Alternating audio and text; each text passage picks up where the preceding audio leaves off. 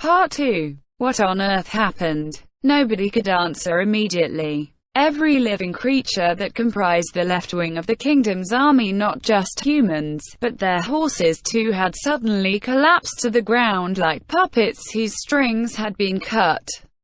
The ones who realized the answer first were the Imperial troops, ranged against them. It took a while for the human mind to properly pass the events that had just transpired before their eyes. So after a short delay, shouts of panic rose into the air, becoming a great wave that engulfed the entire Imperial army. Certainly, they knew Kugane was going to cast a spell after he had deployed his magic circle. However, who could have possibly anticipated this? Who could have guessed that he would cast such a horrific spell? Who could have imagined that he had cast a spell which could slaughter 70,000 people, a number greater than the entire Imperial army, in an instant? The Imperial Knights doubted their eyes, even as they prayed to whatever gods they believed in. They prayed that the people of the kingdom were not dead. They prayed that such terrible magic did not exist in this world. Of course, as they took in the truth before their eyes that not a single person had stood back up from where they fell, they were fully aware that it was nothing but wishful thinking. Even so, there was no way they could accept it. There was no way they could accept this as reality.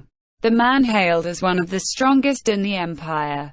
One of the four knights, Nimble, could only grind his teeth in naked terror and stare dumbly at the suddenly depopulated left wing of the kingdom's army. Nobody stood back up. That was a reality which was far, far too horrible to accept. No, the awful truth could not be described with just these simple words. Kugane, this magic caster, all by himself, was a monster who could take the nations forged by men and obliterate them in the way that a child would kick down a sandcastle. That was a reality which was beyond the ability of any words to describe. The panic enveloping the Imperial army gradually vanished like dry water. In the end, everyone simply fell silent, unable to speak. Yet, a strange noise rose up among the silence of the Imperial army's formation. The noise was born of many sounds blending together into a great clamor. It was the sound of every single knight gnashing their teeth. This was the terror born of realizing that the empire, where they and their families lived, now stood on the edge of extinction, just like the kingdom. This was an understanding that if they dared to raise their hands against Kugane, that same awful magic might end up being turned on themselves. Under these circumstances, Nimble suddenly thought of something. What kind of expression did a magic caster like this, who could work a sorcery that could slaughter the living in quantities that beggared mortal comprehension, what kind of expression did he have? Without moving his face, he spied on the monster standing beside him, Kugane, but all he saw was indifference. How can this be? How can this be possible? How can someone like him, like this, be so calm, even after taking 70,000 lives? Granted, the battlefield is a place of death. The weak losing their lives is only to be expected. But even so, shouldn't he feel something in his heart after killing so many people? Regret or guilt would be the natural response. If he felt joy or excitement, that might even be understandable, abnormal as such a reaction might be. However, is this indifference some sort of defensive reaction to protect his heart? No, this must be familiar scenery for a monster like him. There's no sadistic joy or pity in his heart like when a human being crushes ants. What is this? Why is this happening? Why does someone like this exist in the world? Is something the matter? The words sounded like a spike of cold steel driven into him. Nimble's response to the question was a stupid-sounding cry. No, nothing's wrong. That spell just now, it was magnificent. Nimble gave silent thanks that he was still able to speak. More than that, the fact that he could praise Ains under such circumstances was nothing short of laudable. Ha ha ha. Nimble's desperate compliment was answered by faint laughter. Have I given offense? No, none at all. You said that spell just now was magnificent, right? Why, yes. Was that worth laughing at? Sweat flowed down Nimble's forehead like a river. After seeing the dreadful consequences of angering this person, he had no intention of incurring his ire. Please, be at ease. Although, I must say, my spell is not complete yet. Now is when the real show begins. After all, when one makes an offering to the Black Goddess of the bountiful harvest, she will reciprocate with a gift of her offspring. Those cute, adorable children. That was right. And just as ripened fruit would fall to the earth in the fullness of time. The Imperial Knights were the first to see it. It was expected that the knights, watching from afar, from a safe distance, would see it first. Because they felt safe, they dared to peer outside from the narrow slits in their helmets. After the storm of death had claimed the lives of the kingdom's soldiers, something appeared in the sky. A repulsive black sphere which seemed to pollute the world with its very presence. Then, who on the kingdom's side saw it? It was most likely the troops of the right wing, who had no direct line of sight to what had happened on the other side. They sensed that something abnormal was going on, but they did not know what exactly had happened, and as they looked around to find out what was going on, they saw it. As though their eyes were being guided there, the soldiers beside them noticed it. In this way, everyone on the Katsei Plains, who had gathered to wage war, ended up staring silently at the sphere floating in the sky. The sphere, which resembled nothing so much as a hole in the heavens, was like an open spider web. Once one caught sight of it, one could not pull away. The black sphere slowly grew larger. Be it fighting or fleeing, no human could engage in any meaningful thought or activity. All they could do was stare dumbly. And eventually the ripened fruit fell. In a thoroughly natural fashion, the falling sphere broke apart when it touched the earth. It burst like a water balloon striking the ground, or perhaps like an overripe fruit doing the same. It was full of something that spread out from the point of impact. It was something like coal tar. It absorbed the light, like a wave of infinitely expanding black stickiness, and it swallowed the corpses of the dead kingdom's soldiers. Informed by a strange instinct, nobody thought it would end there. They had a premonition this was only the beginning. Indeed, this was the beginning of their despair. Suddenly, a vast tree grew from the black tar that covered the earth. No, that was nothing as pleasant as a tree. At first, there was only one of them, but then it multiplied. 2, 3, 5, 10. These objects waved in the absence of the wind. What grew there? With tentacles. Mehh. Suddenly, they heard the adorable bleating of a goat. It was not just one goat. It was as though a herd of goats had appeared out of nowhere. As though drawn by the sound, the coal tar wreathed up, and it seemed to vomit forth something. It was something that was far too strange, too unnatural. It was 10 meters in height. If one added the length of the tentacles, that figure became unclear. At a glance, it resembled some sort of turnip. In place of leaves, it had numberless black tentacles, and its thick root portion was a slab of meat covered in frightening lumps.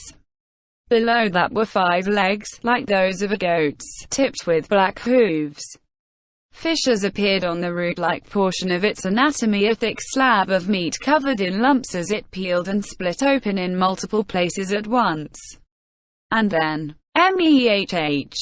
The adorable bleating of goats rang forth from those fissures. They were gaping maws that oozed sticky drool. There were 5 of them.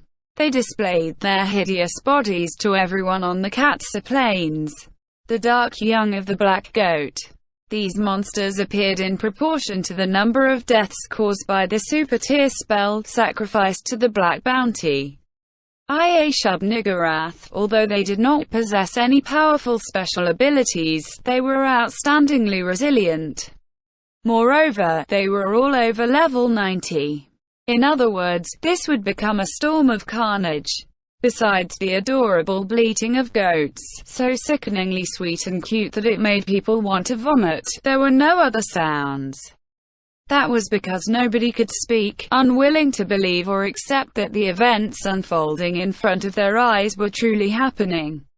Over 300,000, or if you counted only the living, 235,000 people were gathered here, and none of them could say anything. Amidst all this, Ains laughed heartily. Marvelous. This is a new record. In all of history, I might be the only one who ever managed to call forth 5 at once. Remarkable. I must give my thanks to everyone who died here today. Under normal circumstances, being able to call forth one of the Dark Young was not bad. Being able to bring out 2 was a rarity. And now, there were 5. Just like a player who was celebrating over beating his own high score, Ains was overjoyed by the fact that he had set this new record. So what if tens of thousands of people had died for it? Although, it would be better if there were more. Is 5 the upper limit? Wouldn't it be quite amazing if I managed to max it out? Congratulations. As expected of Ains-sama. Ains smiled under his mask as Mare praised him. Thank you, Mare. After that, Ains turned to look at Nimble, which startled the poor man. His face was somewhere between tears and laughter as he praised Ains as well. Congratulations. You're welcome. Ains was in a good mood as he made his reply. The sincere emotion on Nimble's face moved Ains's heart. Then, he remembered his days as a player in YGGDRASIL, of how he had been similarly moved when he had first seen the casting of IA Shub-Niggurath. Flashy or powerful spells can shake the hearts of the masses. Well, that was only to be expected of one of YGGDRASIL's most popular spells. When I said I was going to cast it, Albedo and Demiurge couldn't stop lavishing praise on me. A gachi-gachi sound rose from the ranks of the Imperial Army. It was the sound of armor clattering against itself. The soldiers were trembling, but who could laugh at them? The Saucer King had laughed cheerfully after casting such a horrific summoning spell, and nobody could hear it and not break out in goosebumps. Every Imperial Knight present was thinking the same thing. They wished that the wrath of Ains-Ulgaun would not fall upon them. It looked more like a prayer to the gods. As the soldiers pleaded sincerely behind his back, Ains began the next phase. He felt that he had already done enough, but he was in high spirits, and felt that it might be better to kill a little more to be sure. This time round, his goal was to proclaim the might of Ains-Ulgaun, a practitioner of super-tier magic, to the gathered nations. That objective had been achieved. However, letting these minions fade away would be a shame. Indeed, it would be too much of a waste. Ains snorted. If he had a tongue, he would be licking his lips in anticipation. This was a joy he could not feel in YGGDRASIL, the joy of being able to simultaneously direct 5 Dark Young. Let's give it a try. Over on 'em, my darling lambs. As they received the command of their summoner Ains, the Dark Young began to move slowly. Their 5 goat legs moved in a bizarre gait as they segged into swift motion. It was not so much graceful as energetic, and perhaps one might smile to see it. As long as they did not come for you. Their vast bodies moved lightly, and the 5 Dark Young broke into a run as they hurtled towards the kingdom's army. Right, there's 4 people you can't kill. I absolutely forbid you to harm them. As he recalled the 3 people that Demiurge wished to be spared, Ains sent out a mental command to the Dark Young. Is this a dream? A soldier from the royal army muttered to himself, far from the inhuman monsters. Of course, he received no answer. Everyone's eyes were fixed on the scene unfolding before them, and they had lost the power of speech. It was as if their souls had been snatched away. Hey, this is a dream, right? I must be dreaming, right? This is a fucking nightmare. The second time the question was asked, someone managed to answer. But their voices sounded like they wanted to run away from reality. Impossible. I don't want to believe this. Thoughts like these spread through the infantry. Even as the lumbering shapes grew steadily larger, even as the inhuman beings approached them, they still did not want to accept that this was reality. If they were simple monsters, perhaps they might have been able to gather up the courage to raise their weapons. However, the monsters which had appeared after an entire wing of the army, a full 70,000 people, had been slaughtered in an instant, could not possibly be simple monsters. It was like watching an advancing hurricane, and nobody could muster up the courage to brave the storm. The gigantic, bizarre beings galloped nimbly on their thick stubby legs, charging at incredible speeds. "Get your spears up!" a voice rang out. That shrill, high-pitched scream came from the mouth of a noble. His eyes were bloodshot and foam flecked the corners of his mouth. "Spears up! Get your spears up! Get your spears up if you want to live!" Although he had already gone mad from fear and it was hard to understand what he was saying, the soldiers still managed to make out the order. "Spears up!" and they knew it was probably the best command he could have given. Acting on reflex, the soldiers raised and set their spears, forming a brace spear line. They planted the butts firmly on the ground, so their opponent's speed would only harm themselves when they charged into the hedge of points. Although this formation was nigh unbreakable by Imperial Knights, the Kingdom soldiers wandered in some small, detached corner of their minds which still held on to calmness what good they could possibly do with the tiny spears they were grasping. Even so, they knew it was their only chance of salvation. Given the speed at which those bizarre creatures approached, escape would probably be impossible. Even if they ran with all their strength, they would still be squashed flat from behind. They prayed that the monsters would not come for them, even as they braced for their charge. The monsters, which should have been very small in the distance, closed the gap with frightening speed. As they grew larger, and the earth began shaking under their thunderous hoofbeats, the soldiers' hearts began pounding madly. Then, as their hearts felt like they would burst in their chest, the enormous silhouettes were upon them. It was like a dump truck smashing into a swarm of rats. The soldiers of the royal army raised countless spears in trembling hands. But what use were they against the massive, solid bodies of the Dark Young? The spears snapped like toothpicks without so much as scratching the Dark Young. The massive bodies of the Dark Young trampled the royal army underfoot.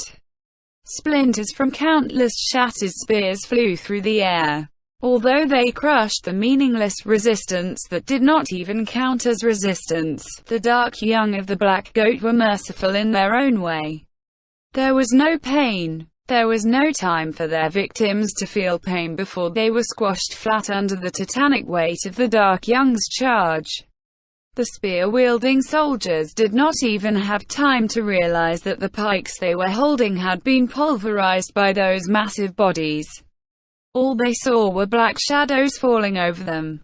They screamed and they screamed and they screamed. Gobbets of meat flew through the air. They had not come from just one or two people, but tens, hundreds of victims. They were stamped flat by the enormous hoofs, and flung away by the waving tentacles. Be they patricians or plebeians, now they were all the same chunks of bloody flesh. Some of them had families in their villages. Some had friends left behind. Some had people waiting for them. Once they were ground into the mud, none of that mattered anymore. The Dark Young treated everyone the same way, bestowing death upon them all. Surely they must have been satisfied after crushing countless humans underfoot, but they showed no signs of stopping.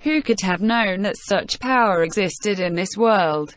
Seeing the ever-approaching, ever-expanding silhouettes of the monsters, Marquis Raven shouted orders at the troops surrounding him. This isn't a battlefield anymore, it's a killing floor. Just run, my lord, a knight said as he removed his helmet. The king? What about the king? You idiot. There's no time for that. My lord, it's coming right for us. As they looked in the direction of the shouts, the monsters had already begun trampling the fleeing men, and the crushing of the right wing had begun. Although it seemed as though they were charging toward him in a straight line, they were not aiming for Raven so much as trampling wherever they wanted. In truth, the other Dark Young were far away from where Raven was. Where's the king? He's there. He saw the royal flag in the direction where the soldier was pointing, but a Dark Young was already bearing down on it. Raven hesitated. What could he do if he went to help?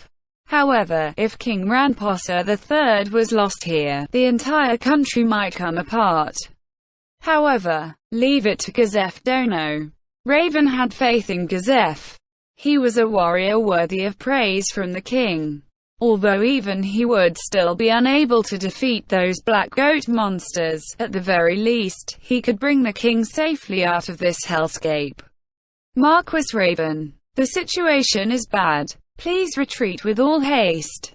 The voice of the formerly Orichalcum-ranked adventurers, the subordinates he most trusted, wiped away Raven's hesitation. My lord. It was less of a shout than a scream. Raven bellowed a reply. I know, let's run. Things being what they were with the monsters at such close range, there was no point disguising it with fancy words like retreat. Please leave the task of rallying the men to me. My lord, you need to get out of here now, and head for Rantel. The shout came from a sleepy-eyed man. Although he looked unremarkable, Raven could not have entrusted his command to a better person. I'll leave it to you. Use my name as you see fit. I'll bear the consequences. The sound of hooves was very near. Marquis Raven was so afraid that he did not dare turn around to see how close they were, and his fear led him to stick his spurs into his horse's flanks with all his might. However, the horse did not move. Even when he kicked it with more force, it still did not move. It flattened its ears against its head and stayed still. At that moment, amidst the chaos, a group of horses kicked their way through a horde of fleeing people. The men on their backs clung tightly to their horses' bodies, seemingly ignoring the reins that dangled loosely. Ironically enough, the trained warhorses were frozen in panic, while the untrained horses were running wild in terror. To think trarring would have the reverse effect. In the first place, horses were timid animals. It was only after trarring that they could be considered fearless warhorses. However, it was precisely because of this trarring that they could not move. Their minds were already overloaded, but they had not forgotten the trarring. Forgive me, Lion's Heart. The priest of the wind god, Yorland Ixgort, cast a spell of fear resistance on the horse. The calmed horse whinnied loudly. Marquis Raven, we'll lead the way. Please do. With the voices of his subordinates wishing him well echoing at his back, Raven spurred his horse into wild motion, escorted by the former adventurers. Riding a horse through a violent mob that had lost their discipline in the chaos was very difficult. However, it was possible because they had once been Orichalcum-ranked adventurers, who stood close to the pinnacle of humanity. The group skillfully threaded between the flow of humanity. That magic caster's a monster. How can someone like him be allowed to exist in the world? Raven cursed Ains as his horse jerked up and down in its top-speed gallop. Damn it. We have to do something. I need to think of some way to protect our world, our future. Fear was probably the reason why he was subconsciously mumbling to himself.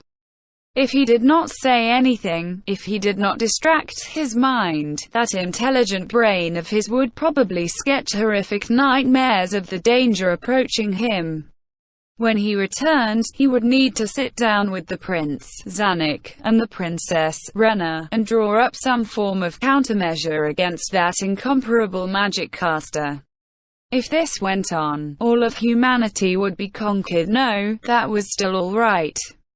In the worst case, all of humanity might become toys for Ainzul, to be tormented until the ends of their lives. The sound of a tongue clicking carried over the sounds of the horse's hooves. Not good. My lord, please guide your horse to the right. It's caught up with us. How did it find us without eyes? Lockmire the thief shouted. Lund, do you have any magic for this? Of course not. Do you think any spells would work against that monster, Locke? Even so, how will we know if we don't try? Stop. Don't do anything until you have to. It might just be advancing in the same direction as us. Marquis Raven, move in front of us. We'll form up single file. Their voices were trembling. In accordance with the instructions, Raven moved his horse to the pole position. Then, he turned his horse toward the direction where less people were fleeing. The cry of a Dart Young came from nearby, and it felt like it was going to squash his pounding heart in his chest. Meehh. It was close. The sweat poured off Marquis Raven's head like a waterfall. He was so afraid that he did not dare turn around, but he could sense the air behind him getting warmer and warmer. And then, he heard it again. Meehh. Son of a bitch. No good. It was coming this way all along. Everyone, prepare yourselves. The magic casters responded to the shouts of the leader Boris with their spells. Reinforce armor. Lesser strength. Good. Then, my lord, let us receive the enemy's attack. Do not look back under any circumstances and continue riding. There was only one thing he could say to the adventurers, who had conquered their fear. I'm counting on you. Understood. Let's go. Oh. He could hear the horses of the former adventurers drawing away from him. Raven lowered his head, doing his best to minimize wind resistance. Although he did not know how much time they could buy, he knew he had to run as hard as he could without looking back. Returning alive would be the only way to repay their loyalty. I'll blow you away. Fireball. Invulnerable fortress. As he rode away on the back of the wildly galloping horse, Raven thought he could hear the sound of the former adventurers joeing battle, even through the wind whipping past his face. And then, within 2 seconds he could not hear the former adventurers anymore. What he did hear was the sound of an enormous hoof falling. His heart lurched in his chest. As he saw the shadow from his lowered field of vision, Raven did his best to hold back a scream. He realized there was a massive shadow beneath his feet, his body carried by the speeding horse, and that a long and thick tentacle was reaching out for him. No. The horse ran like it had gone mad. It was faster than Raven had ever ridden it. It might have been the fastest it had ever gone. Even so, the mighty shadow still stretched out across the earth. I don't want this, he screamed. He had not expected himself to scream, and so loudly. Warmth spread through his crotch. Raven forced his eyes open, and without looking back, he forced the horse forward. He could not die yet. It did not matter what happened to the country. If it was to fall, then let it fall. If taking up arms against Ainzul meant death, then he was willing to abandon this country and flee. He had been an idiot. Truly, he had been an idiot. Coming to this battlefield was truly foolish. Since he knew how powerful Ainzul was, he should have stayed in the royal capital no matter the cost. He would not think of the kingdom's future anymore. I don't want this. He could not die yet. He could not die while his son was still so young. And he could not leave his beloved wife alone by dying. Raven imagined the form of his son before him. My lovely boy. A tiny little life had been born. It slowly grew up. It got sick. Back then, he had made a huge fuss because of that. The image of himself running around half-mad, bellowing orders, while his wife sat there in silence was deeply embarrassing. His hands were soft and his cheeks were rosy. When he grew into a youth, he would be the talk of the kingdom. He believed his son's abilities would surpass his own. He could already see traces of that from time to time. His wife kept saying that any parent would think the best of their child, but he did not think that was the case. Raven was deeply grateful to his wife, who had bore his beloved son. However, he rarely said so because it embarrassed him. It was time for a second child. If he had not come to this battlefield, he might have been able to hold their hands. The sound of the hooves had stopped. Driven more by curiosity than courage, Raven turned around. All he saw was the dark young standing motionless, as though frozen in place.